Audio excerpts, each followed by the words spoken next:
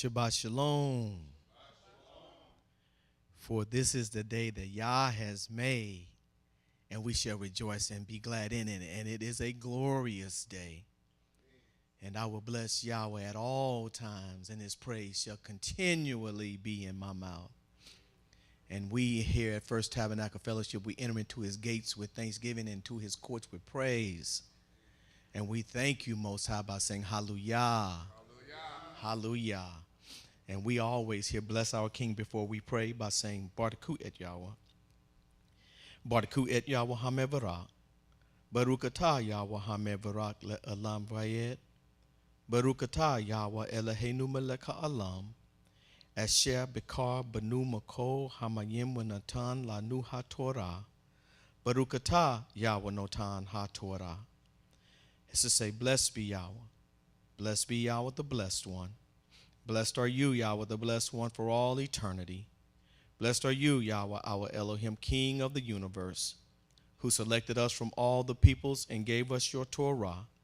Blessed are you, Yahweh, giver of the Torah, to our King, our healer, our provider, our sustainer, our Elohim, the Elohim of Abraham, Yitzhak, and Israel, our ancestors. Hear when we call unto you, O King, and turn not a deaf ear to our cries, but hear our supplications this morning. We ask that the words of our mouths and the meditation of our hearts would be acceptable in thy sight. Master, we ask you this morning that you will forgive us of our sins and cleanse us of unrighteousness, that our prayers be not hindered this day. But let our words come before you, O King, and let them pierce your ears, Master, and let them be a sweet-smelling savor to you, O King, because we desire you, O Master, and we come out on your seventh day that you have ordered us to assemble on this day, O King, for you made the world in 6 days, and on the seventh day you rested, and you said that them that would keep this day and that we would keep it set apart would be in a covenant with you, Master, and we are your witnesses, O King. So we come today, Master, and we assemble this day in that you will look upon us with favor this day, O King, and that you would have mercy upon us as you did this morning. You woke us up, Master. You clothed us in our right mind. You retrieved us out of idolatry, and you showed us your truth, Master, and you have entrusted us, Master, with your word, Master. And we are attempting in this exile, O King, to keep your word, Master, and we are attempting to live by it, O King, and we ask that you would honor us, Master, as we try to honor you. And that you will strengthen us, O King, where we're weak, and that you will build us up where we're torn down, Master, and that you would look upon those that are sick this day, Master, that are part of this assembly, and that you would heal their bodies. But more than anything, we pray that your will be done. Master, all those that are assembled with us online that may be too far to travel, O King, and for whatever reason, Master, those that may be unclean, that are honoring your temple, for you said in your word that even in exile you shall give us a little temple, Master. So we are here in this place that you have provided for us to assemble. And as your people, Master, on one accord do we come together this day. Master, we ask that you would bless and that you would give favor to the leadership of this house. Master, and that you would keep guiding them in the ways that you would have us to go. Keep teaching us your word, Master, for we know that in your Torah is life and righteousness. So, Master, we desire to learn everything there is about you, said that we do not violate your word, Master, that we do not be like the heathen that hears your word, and we cast your words behind, your words behind them as they mean nothing to them. But your words lay heavy on our hearts, O King. You do not have to scream at us or yell at us for us to obey, but you can say it one time, Master, and once we have got understanding, we try to live by those words, Master. We do fall short every day, and that we forget sometimes, O King, and that we stumble and we fall.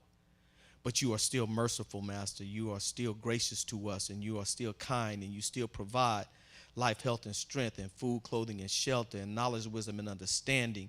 You have kept our children, Master, who have traversed throughout this week, and you have brought them home safely to us, O Master. You have given us gainful employment. You have fed us, O King. So even in this exile, Master, where you said that I shall send you, and it shall be hard upon you, and that it shall be a burden, and that you shall have a yoke of iron upon your neck, and your enemies in the land of your enemies, Master, you are still merciful.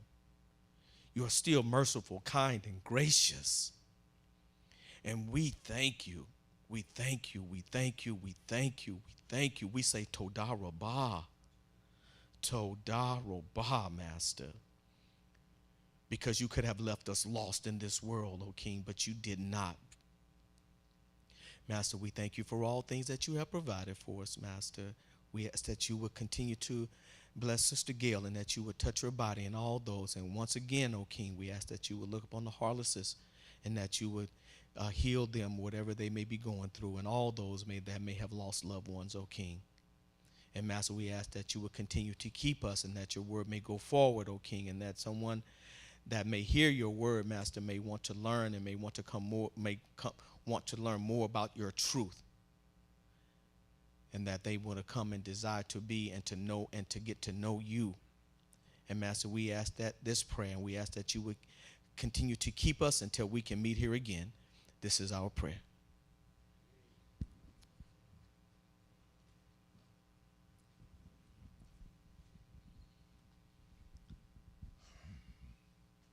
We're going to read today from the Helium, chapter 34, the Psalms, chapter 34.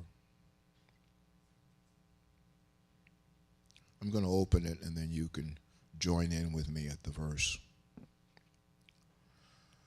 Psalms 34 by David, when he pretended to be insane before Abimelech, who had drove him away, so he left. Let us read.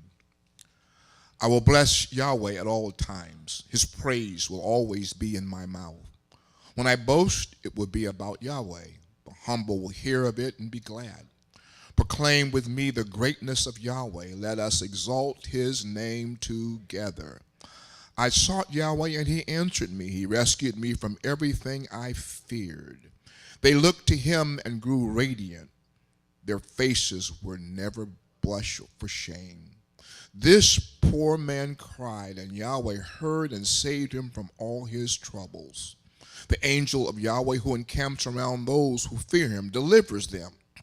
Taste and see that Yahweh is good. How blessed are those who take refuge in him. Fear Yahweh, you holy, set apart ones of his. For those who fear him lack nothing. Young lions can be needy. They can go hungry. But those who seek Yahweh lack nothing. Oh, no, let's go back and read that again. Young lions can be needy. They can go hungry. But those who seek Yahweh lack nothing. Those who seek Yahweh lack nothing good. Those who seek Yahweh do what? They lack nothing good. Come, children, listen to me, and I will teach you the fear of Yahweh. Which of you takes pleasure in living? Who wants a long life to see good things? If you do, keep your tongue from evil and your lips from deceiving talk. Turn from evil, do good, seek peace, go after it. The eyes of Yahweh watch over the righteous, and his ears are open to their cry. Let's read that again. The eyes of Yahweh watch over the righteous, and his ears are open to their cry. But the face of Yahweh opposes those who do evil, to cut off all memory of them from the earth. The righteous cry out, and Yahweh heard, and he saved them from all their troubles. Yahweh is near those with a broken hearts. He saves those whose spirit is crushed. The righteous person suffers many evils, but Yahweh rescues him out of them all. Let's read that one again. The righteous person suffers many evils, but Yahweh rescues him from out of them all. He protects all his bones. Not one of them gets broken.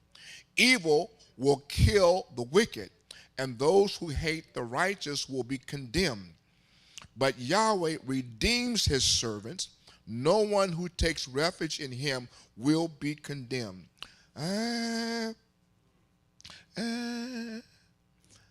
Evil will kill the wicked,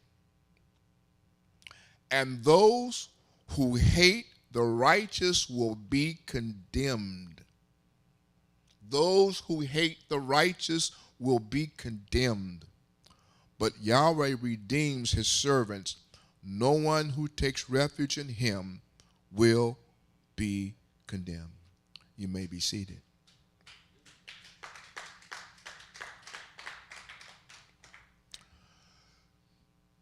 David had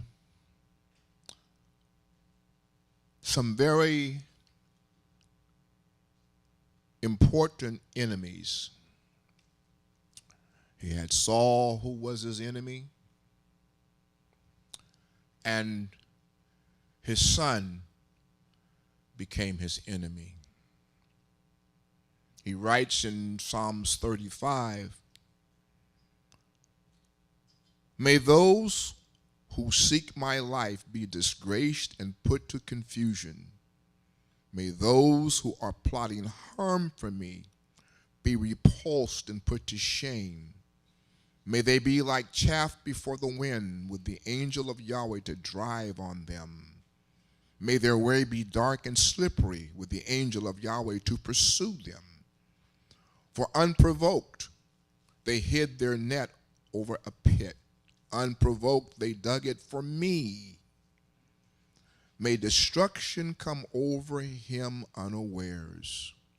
May the net he concealed catch himself, and may he fall into it and be destroyed." I hear the king. When you have enemies, I hear the king. And the king makes his petition to the Most High about those who hate him and who seek to do harm and evil to him.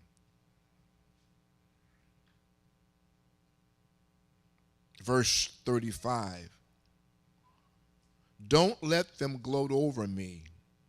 Don't let them say to themselves, 'Ah, we got what we wanted,' or say, 'We will swallow them up.'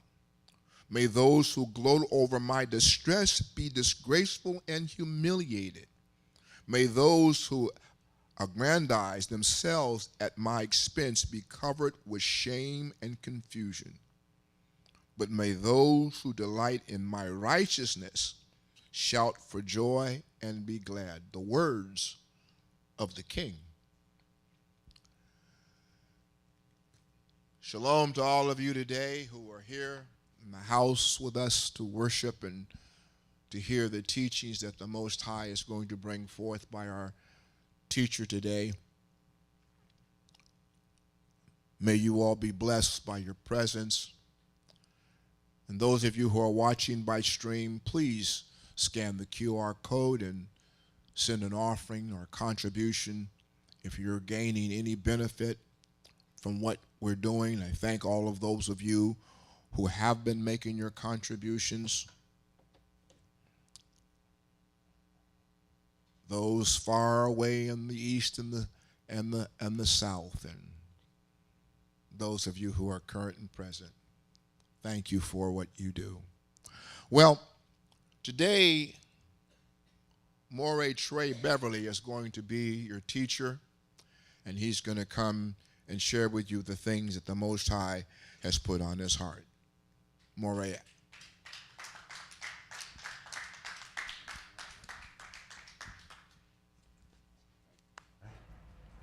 Hello, hello, shalom, everybody. How everybody doing today? It's good, it's good. Told me, Shabbat shalom to everybody. And first of all, I want to give all thanks to my Father again, which is our Father, which is Yahweh himself. Also acknowledgement to the head moray of this congregation, Robert B. Holman Jr., the Honorable Robert B. Holman Jr., because without him being obedient to the Most High, you know, First Tabernacle Fellowship, all this that you guys are getting through the stream would not be in motion right now. Thank you to my second head Kohen, Sean Appleton, for all the teachings and the beautiful things he's doing for the Most High. Brother Bickham, King Charles, Shalom, Johan, and everybody that's listening and tuning in to the stream. Oh, and shout out to my mother, my angel of peace. So last time I went through Zechariah chapter 1, and I went through women's rights as well. Today we're gonna actually go through Zechariah 1 again, just because I want us to get it. You know what I mean? I don't want to speed through it too much, but I want us to get a clear understanding of the messages that we're getting in the later prophets, and I'm gonna go through Zechariah chapter 1 again. So, if y'all have your books open, let's jump straight into it. Zechariah chapter 1, it says, in the 8th month, in the 2nd year of Darius, the following message from Yah came to Zechariah, the son of Berechiah, the son of Iddo, the prophet. Yahweh was extremely angry with your ancestors. Therefore, tell them that Yahweh Sabaoth says this, return to me, says Yahweh Sabaoth, and I will return to you, says Yahweh Sabaoth. Don't be like your ancestors. The earlier prophets proclaimed to them, Yahweh Sabaoth says, to turn back now from your evil ways and deeds.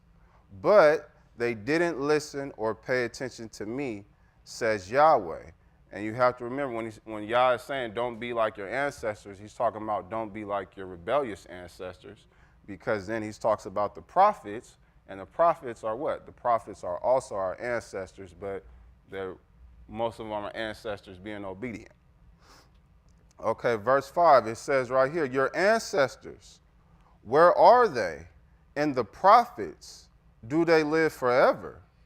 But my words and my laws, which I ordered my servant, the prophets, overtook your ancestors, didn't they? Then they turned and says, Yahweh has dealt with us according to our ways and deeds, just as Yah intended to do. On the 24th day of the 11th month of Shevat, in the 2nd year of Darius, this message from Yah came to Zechariah, the son of Berechiah, the son of Iddo, the prophet. It was night, and I saw there before me a man riding on a russet-colored horse. He stood among the myrtle bushes in the valley, and behind him were other horses, russet, chestnut-colored, and white. I asked, what are these, my Lord? The angel speaking with me said to me, I will show you what these are. The man riding among the myrtles said, these are those whom Yah has sent to wander throughout the earth. Then they themselves answered the angel of Yah, standing among the myrtles. We have been wandering through the earth, and the whole world is quiet and at peace. The angel of Yah said, Yahweh Sabaoth, how long will you keep withholding mercy from Jerusalem and the cities of Yehuda? You have been angry with them for the past 70 years, because remember, they're coming out of captivity. Yahweh replied with kind and comforting words to the angel who was speaking with me. The angel speaking with me then said to me, here is what Yahweh Sabaoth says. I am extremely jealous on behalf of Jerusalem and Zion, and to the same degree, I am extremely angry with the nations that are so self-satisfied, because I was only a little angry at Jerusalem and Zion, but they made the suffering worse. Therefore, Yahweh Sabaoth says, I will return to Jerusalem with merciful deeds. My house will be rebuilt there, says Yahweh Sabaoth. Yes, a measuring line will be stretched out over Jerusalem. In addition, proclaim, that Yahweh Sabaoth says, my cities will again overflow with prosperity. Yahweh will again comfort Zion, and he will again make Jerusalem his city of choice. So let's go through just the little review for this chapter. Yep, we went to Zechariah 1. So I'm not digging all into chapter 1 again. Y'all will have to watch the first Zechariah 1 with the women's rights, but a little bit on the notes on here. Haggai and Zechariah are contemporaries. That means that they exist in the same time. Verse 3, Yah says, Yah was angry with our ancestors. Yah says, return to me, and I will return to you. And if you notice, the Most High is not saying to wait for any man to die for your sins. Put that out. This is the solution that Yah is talking about right here. Verse 16, Yah says, Yah will return with merciful deeds. Yah's cities will again overflow with prosperity. And Yah is returning with merciful deeds. Why? Because guess what? His people, we are getting our spirit right, where the Most High can do what he needs to do with us. And then also, it introduces in here the 4 horsemen. So Zechariah, we all talk about the difference between the Most High's covenant and what people call the new covenant, because the Most High doesn't call that his new covenant. But in Revelations, you'll see 4 horsemen as well. So Revelations, basically, they just copied off basically the book of Zechariah. So more example on that. Y'all can go to Revelations chapter 6, and you guys can see all that information. All right. Now we're going to go into Zechariah chapter 2.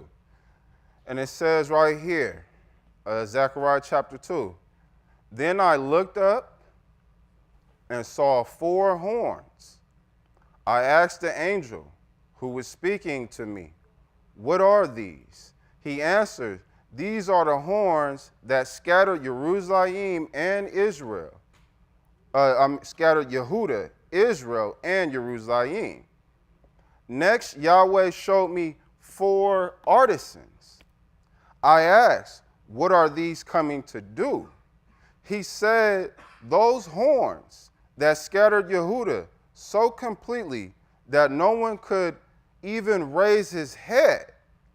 Well, these men have come to terrify them, to overthrow the nations that raised their horns against the land of Yehuda, to scatter it. So again, you guys have to see that there's 4 horns already, and he's talking about the 4 horns that scattered Yehuda, Israel, and Jerusalem. Now he's seeing 4 artisans that are coming that are different than the horns to terrify those 4 horns. So I want to give y'all a clarity and information on that part. And then and let me actually pull up the notes for that. Let me just go to this next slide because it's going to show the notes for here, so we can go over that. So when we're looking for symbolizations of the horns and what the horns mean, a good place that we can go to look for those symbolizations is in the book of Daniel. If we go to the book of Daniel, chapter 7, and if you go to the book of Daniel for chapter 8. So I'll go there real quick, and we'll just read a little bit just to kind of get you guys familiar with what's going on. So I'll read a little bit over here in the book of Daniel, chapter 7. I'll start at verse 7. And it says right here, let's see here, y'all, because I love looking at my book. Verse 7. Okay. 7. After this, now this is a dream. If you start off in 7, it says right there, in 7 it says he wrote the dream down. After this, I looked in the night vision, And there before me was a fourth animal, dreadful, horrible, extremely strong, and with great iron teeth. It devoured, crushed, and stamped its feet on what was left. It was different from all the animals that had gone before it, and it had 10 horns.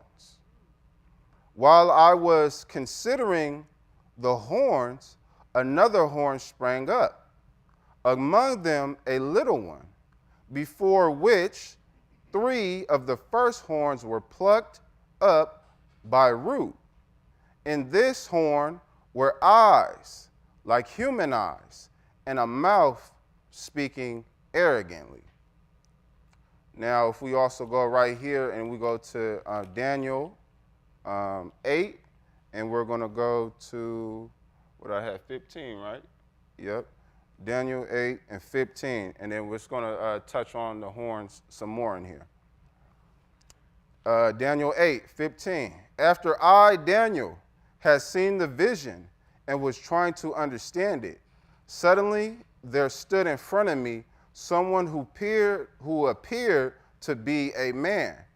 I heard a human voice calling from between the banks of Yuli, Gabriel, make this man understand this vision. So now he's about to get an understanding of the vision that he had. He came up to where I was standing, and in his approach, terrified me that I fell on my face.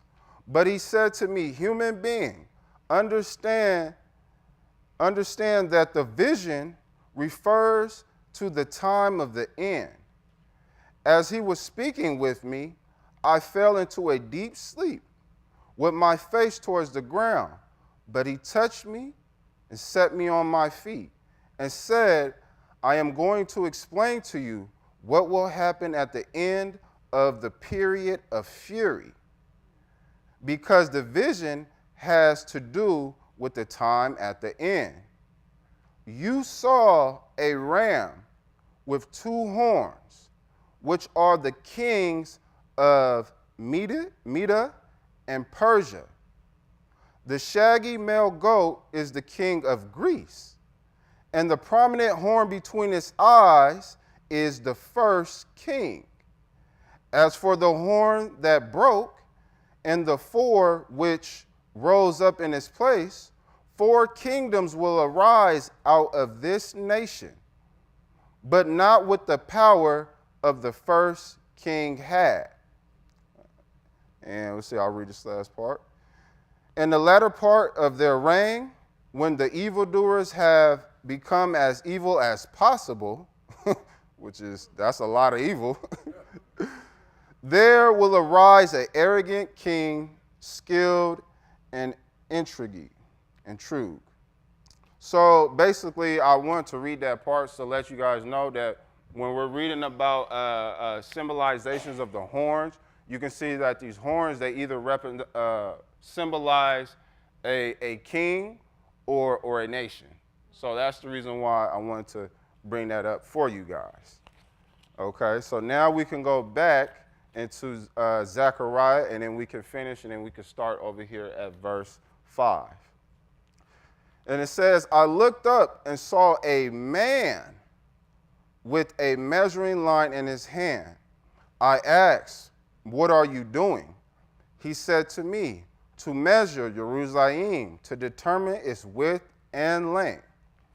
Here the angel who was speaking to me went forward, and another angel went out and met him, and said to him, run and tell this young man Jerusalem will be inhabited without walls, because there will be so many people and animals. For, says Yahweh, I will be a wall of fire surrounding her, and I will be the glory within her. Now, I took notice on this because if you notice, these angels are communicating.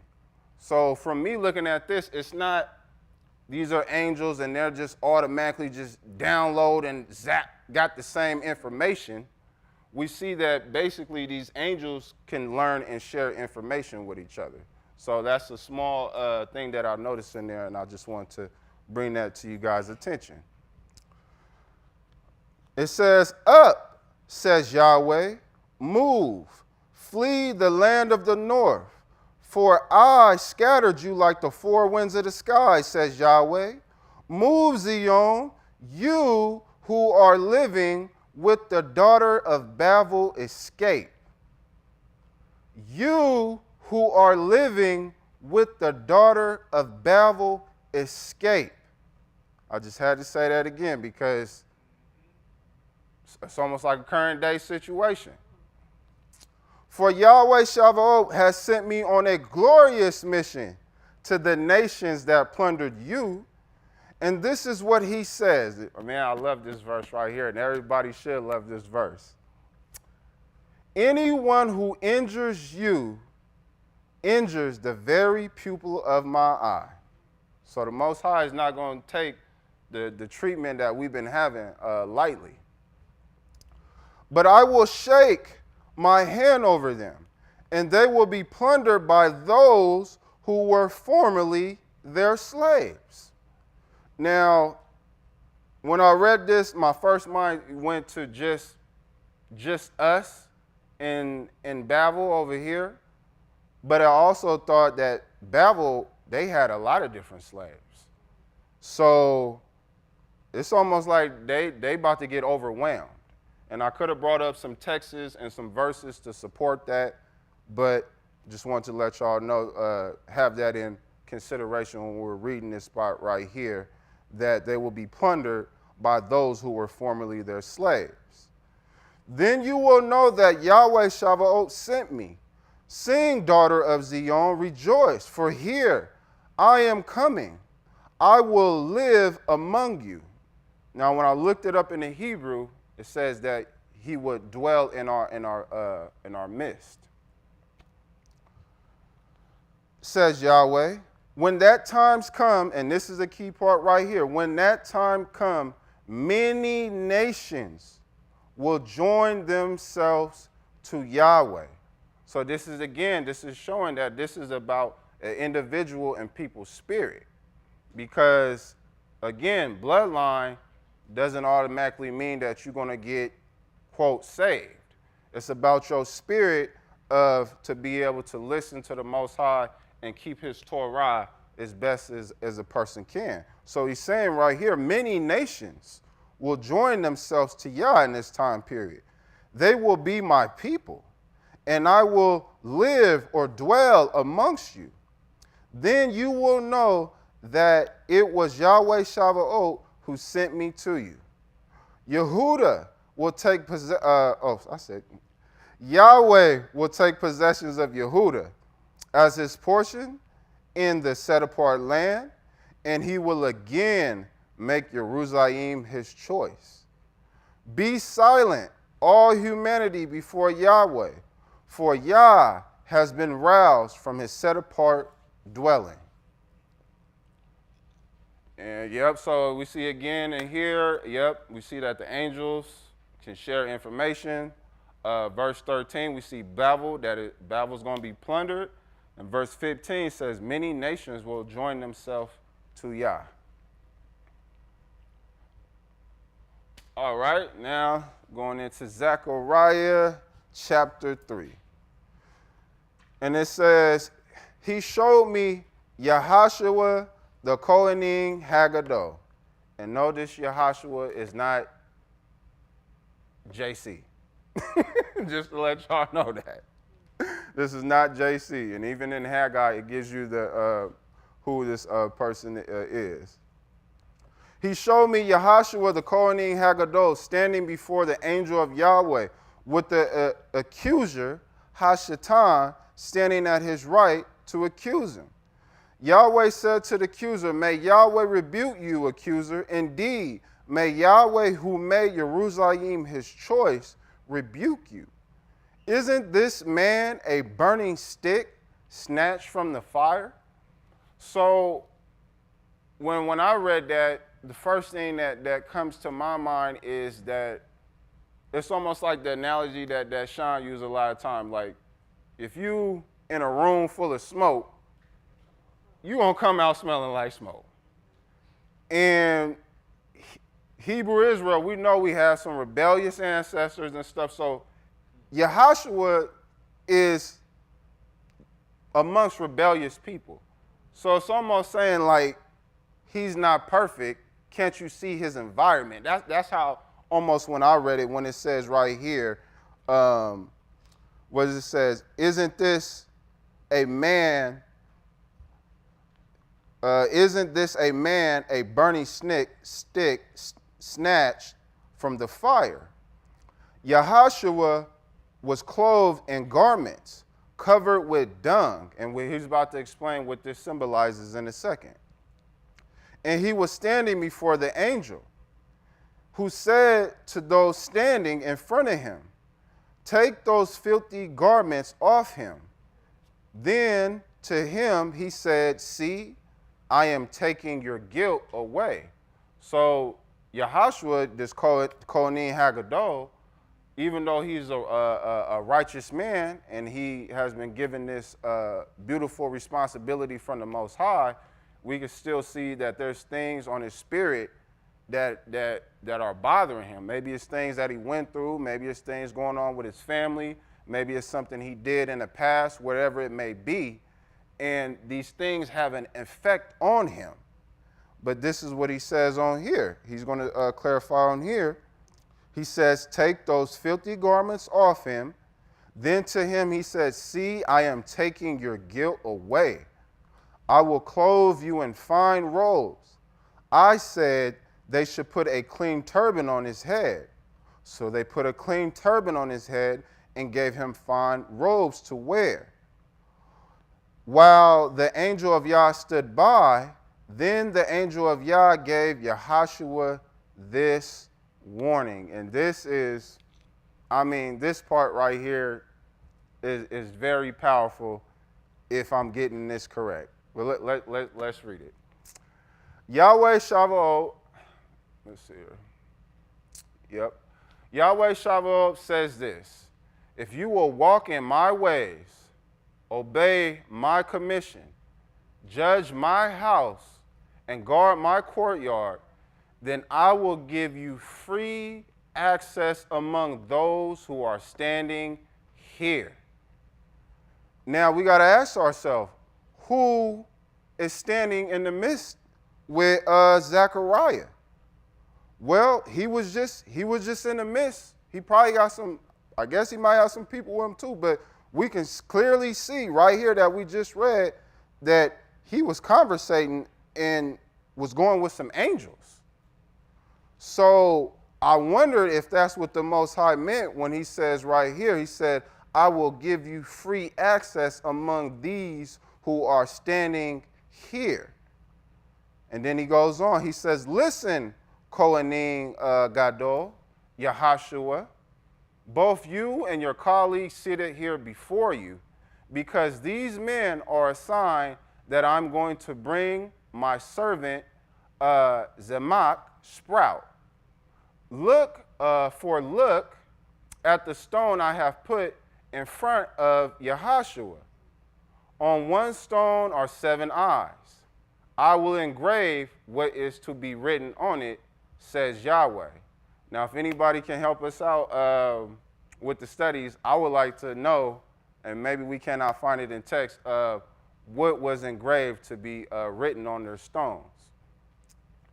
So if anybody knows it, please put it in the chat or something and help us figure it out if we can. And I will remove the guilt of this land in one day. When that time comes, says Yahweh Shavuot, you will all invite each other to join under your vine and fig trees. Now, let's go right here. It says right here in verse 8. Let's go back to it. It says, listen, Kohanim Gadol Yahushua, both you and your colleagues seated here before you, because these men are a sign that I'm going to bring my servant Zemach. So I asked myself, well, who is Zemach? And so I got some verses to prove and text to show if we can get an answer on who this is. So for first one, we were talking about who is Zemach. First, let's remember Haggai 2 and 20. So let's go there if you could pull that up for me.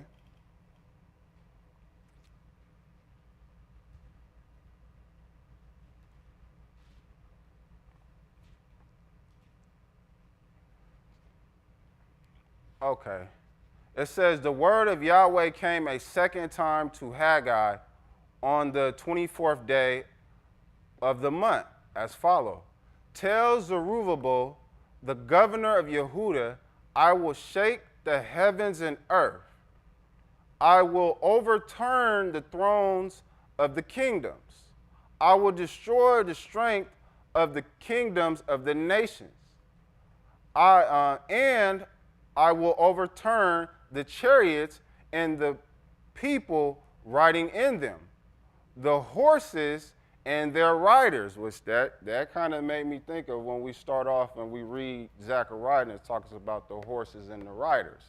Now, I could be wrong, but that's one of the things came to my mind when I was reading this. And it says, riders will fall, each by the sword of his brother. When that day comes, says Yahweh Shavuot, I will take you, Zerubbabel, my servant, the son of Shaltiel, says Yahweh, and wear you as a signet ring, for I have chosen you, says Yahweh Shavuot. Now, I have another one in here. I guess I should have exited and put it back on here. But we're going to go up a little bit, because right here, and if we go to Zechariah for me, chapter 6, and let's go to verse 11, because right now we're trying to figure out who this Zemach is, right? So if we go to Haggai, chapter 6, 11, not going to read it all. It says right here, take silver and gold, make crowns, put one of them on the head of Yehoshua, the son of Jehozadak. So this is not JC. Again, proof right here. The Kohanim Haggadah. And tell him, Yahweh Shavuot says, there is coming a man whose name is Zemach the sprout. He will sprout up from his place and rebuild the temples of Yahweh. Yes, he will rebuild the temples of Yah, and he will take up royal splendor, sitting and ruling from his throne.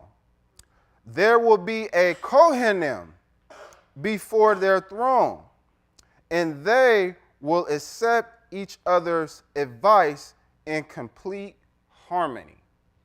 So again, when it's right here, when it's telling us about this Zemach, it says what? It says he will sprout up from his place and rebuild the temples of Yahweh, right?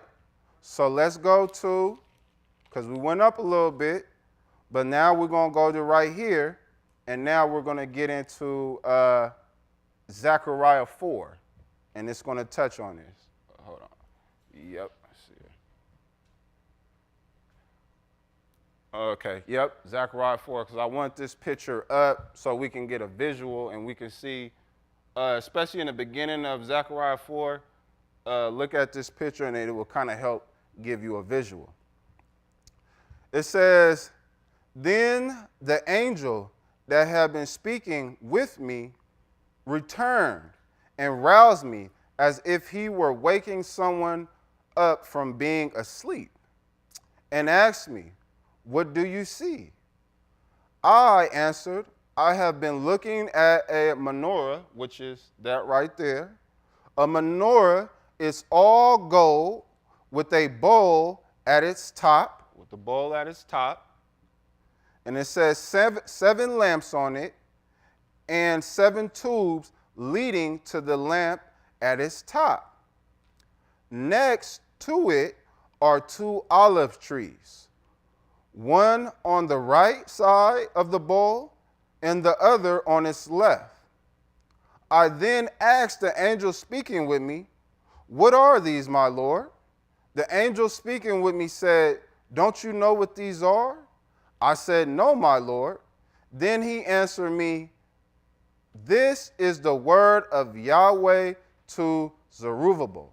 Now, who's Zerubbabel? Zerubbabel, again, he is the governor of Yehuda. So this is the word to him. Not by force, not by my power. Let me make sure I got that right. Not by force and not by my power, but by my spirit, says Yahweh Shabbat. What are you, you big mountain? Before Zerubbabel, you will become a plain, and I will put the capstone in place as everyone shouts, "It's beautiful, it's beautiful." So I looked up in the Hebrew what that capstone means, and the only thing that I could see, it says meaning head or chief. So that's what I seen when I looked up what capstone means. Capstone. Excuse me. And then verse 8. This message from Yahweh came to me. The hands of Zerubbabel have laid the foundation of this house, and his hands will also finish it. Then you will know that Yahweh Shabbat has sent me to you. For even someone who doesn't think much of a day, when such minor events take place, will rejoice at seeing the plumb line in the hand of Zerubbabel. So these 7 are the eyes of Yahweh that range all over the earth. I replied by asking him, "What are those 2 olive trees on the right and left, discharging gold-colored oil through the 2 gold spouts?" He replied, "Don't you know what these are?" I answered, "No, my Lord." He said, "Those are the 2 who have been anointed with oil. They are standing with the Lord of all the land." So again, let's take it back again. So we're trying to figure out who Zamach is. And then it told us right here up in 6, when we went to Zechariah 6, over here in 11, it says right here, there is coming a man whose name is Zamach, the sprout. He will sprout up from his place and rebuild the temple of Yah. So we just read who rebuilt the temple of Yah, which was Zerubbabel, which we just read right here in chapter 4. It says right here in verse 9, the hands of Zechariah 4, verse 9. It says, the hands of Zerubbabel have laid the foundation of this house, and his hands will also finish it. So that's why it's showing me that Zamach is seeming like it's definitely Zerubbabel, because it's giving you what he will do, and it's just saying right here what Zerubbabel did, which is exactly that. And then when it says right here, when it says, when we're in verse 4 of Zechariah, let's read this last part again, at verse 11. He said, I replied by asking him, what are these 2 olive trees on the right and on the left side of the menorah? Then I asked the question again, what are these 2 olive branches discharging gold-colored oil through the 2 gold sprouts? He replied, don't you know what these are? I answered, no, my Lord. He said, those are the 2 who have been anointed with oil. They are standing with the Lord of the lands. And then remember when we just read also right here in Zechariah 6. It says right here, when we go to verse 13, yes, he will rebuild the temple of Yah, and he will take up royal splendor, sitting and ruling from his throne. There will be a Kohen. Who's that Kohen? That Kohen is right here, Yahshua. There will be a Kohen before his throne, and they will accept each other's advice in complete harmony. So I'm getting from Zechariah chapter 4 that these two trees on each side seems like it is Yahshua, the Kohen, and Zerubbabel, which is the governor of Yehuda, who laid the foundations of the temple. And like he said, he will also finish it. And that's what it said. It said they will, what it says, and they will accept each other's advice in complete harmony. Like this vision right here is being seen with Yah being in complete harmony.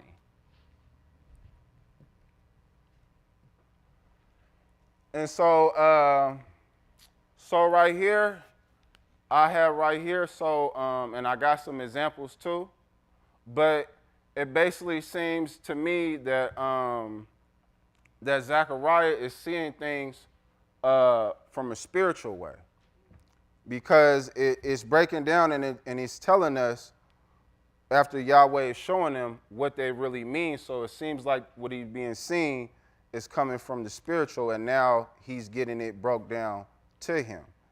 And so another example that I got, if we go to 2 Kings 6 and 14? Yep. 2 Kings 6 and 14. So I'm bringing up these verses because I want to show y'all that based on text, we can see that there's more around us than what most of us can actually see.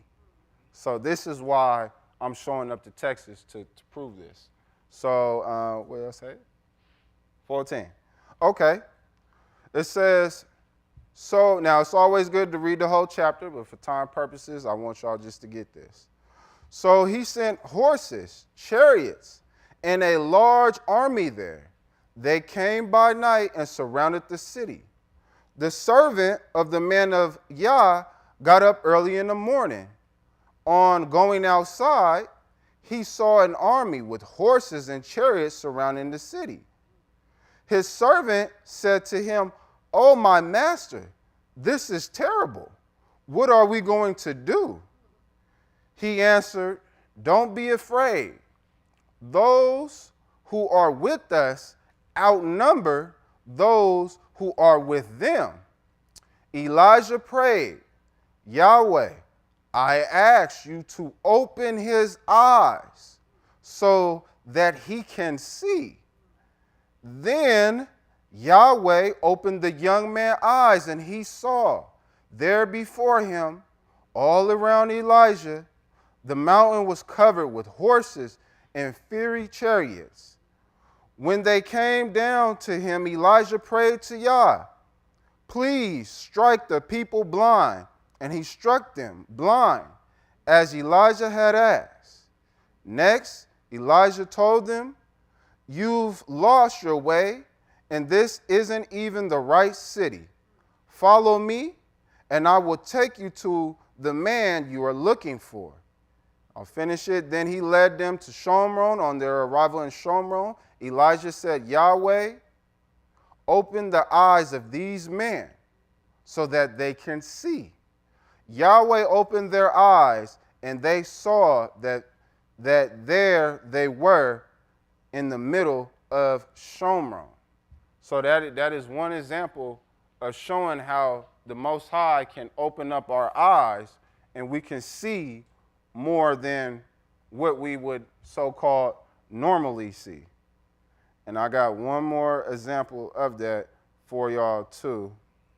Let's see here. If we go to Numbers 22 and 21 for me, please.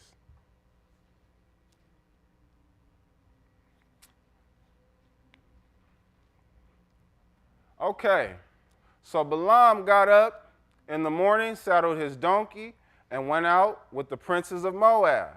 But Yah's anger flared up because he went, and the angel of Yah stationed him on the path to bar his way. He was riding on his donkey, and his 2 servants were with him. The donkey saw the angel of Yah standing on the road, drawn sword in his hand, so that the donkey turned off the road into the field. And Balaam had to beat the donkey to get it back on the road.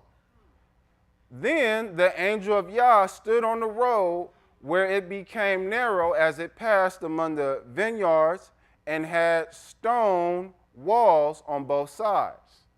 The donkey saw the angel of Yah, pushed up against the wall, crushing Balaam's foot against the wall. So he beat it again. The angel of Yah moved ahead and stood in place so tight that there was no room to turn neither right or left. Again, the donkey saw the angel of Yah laying under Balaam, which made him so angry that he hit the donkey with the stick. But Yahweh enabled the donkey to speak, and it said to Balaam, "What have I done to you to make you beat me these 3 times?" Balaam said to the donkey, It's because you've been making a fool of me. I wish I had a sword in my hand, I would kill you on the spot." The donkey said to Balaam, "I'm your donkey, right? You've ridden me all your life, right? Have I ever treated you like this before?" No, he admitted. Then Yahweh opened Balaam's eyes so that he could see the angel of Yahweh standing in the way with his drawn sword in his hand, and he bowed his head and fell on his face. The angel of Yah said to him, "Why did you hit your donkey these 3 times like that?" "I have come out here to bar your way because you are rushing to oppose me. The donkey saw me and turned aside these 3 times.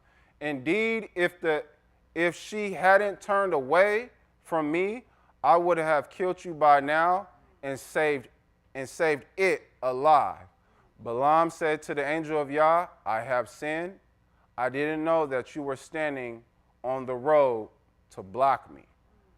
So I wanted to bring up 2 places just to show again that there are things and activities that go around that we or average person may not normally see, but they're still in play, and the Most High can open up our eyes and let us see that.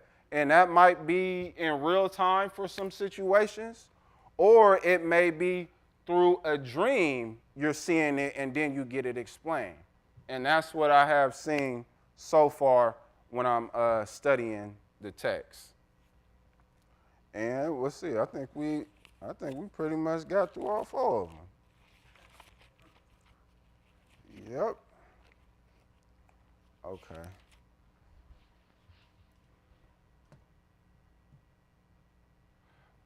Yep, so we went through Zechariah 1, 2, 3, and 4. We can see that our ancestors had to come back to the Most High's ways. They had a spirit that was good enough with the Most High where they start rebuilding the temple. If you go to Haggai, remember Haggai is the spark. So he motivates Zerubbabel, Yahashua, and his people to start rebuilding the temple. We can see that Zamach, who is the sprout, that guess what? They said that he will basically finalize the temple. We've seen in Zechariah verse 4 how Zerubbabel had did all those things and that he's most likely the sprout. And then we have also seen that his visions, he been told what the visions are and how they play into our real lives. And then we also saw the horns and how the horns could either represent either a nation or you can say a king. And remember, you can go to Daniel chapter 7 and chapter 8 to look on more symbolizations of those horns. And so, yeah, this is YouTube channel. If y'all haven't seen the 144,000, check it out. I thank you. I thank y'all for y'all time. I thank my moray. I thank the Most High, and I appreciate all y'all. If anybody on the streams has any questions or anything, please hit us up in the comments, and we'll answer it best as you can. I know I didn't put up a show up here or nothing, but I want to teach y'all, and I hope that y'all got to see how the Most High operates in His Word, because that's what matters, of us getting an understanding of the Most High's Word, how the Most High functions, and how the Most High operates. Okay, so let me bless y'all to end this up. It says, Yivareka Yahweh Vayisha Yivareka ka Yahweh Vayisha Reka Yair Yahweh Panav Aleka Vayanuka Yasa Yahweh Panah Aleka Vayasham Laka Shalom, which reads, may Yahweh bless you and keep you. May Yahweh make his face to shine on you and show you his favor. And may Yahweh lift up his face towards you and give you all shalom. Thank you guys so much. Shabbat shalom to everybody.